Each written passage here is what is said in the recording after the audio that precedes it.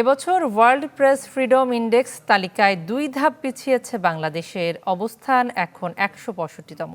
Score নেমেছে 27.64-এ। তালিকায় শীর্ষস্থান ধরে রেখেছে নরওয়ে। বিশ্বমুক্ত গণমাধ্যম দিবসে রিপোর্টার্স উইদাউট বর্ডার্স প্রকাশ করল world press freedom index 2024।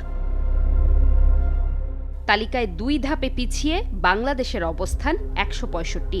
Score নেমেছে 27.64-এ। গেল বছর যা ছিল 35.31 এবং তালিকায় অবস্থান ছিল 163। আর শীর্ষস্থান ধরে রেখেছে নরওয়ে। প্রতিবেদনে বলা হয়, বাংলাদেশি সাংবাদিকদের সবচেয়ে বড় ঝুঁকি পুলিশি সহিংসতা, রাজনৈতিক কর্মীদের আক্রমণ এবং অপরাধী সংগঠনের হত্যাকাণ্ডের সম্মুখীন।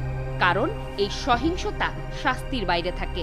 এমনকি সাংবাদিকদের কারাগারে প্রেরণে ব্যবহার করা হয় ডিজিটাল সিকিউরিটি অ্যাক্ট। প্রকাশের অধিকার রক্ষার চেষ্টা করলে তাদের অনলাইন ঘৃণামূলক প্রচারণার শিকার হতে হয়। প্রতিবেদন অনুযায়ী দক্ষিণ এশিয়ার সংবাদপত্রের স্বাধীনতার ক্ষেত্রে শীর্ষে অবস্থান নেপালের 74তম, 106তম স্থানে মালদ্বীপ, ভুটান 147, শ্রীলঙ্কা 150, পাকিস্তান 152 এবং ভারতের অবস্থান 159-এ। আর সবার তলানিতে অর্থাৎ বাংলাদেশের পরে 19.09 স্কোর নিয়ে 178তম স্থানে আফগানিস্তান।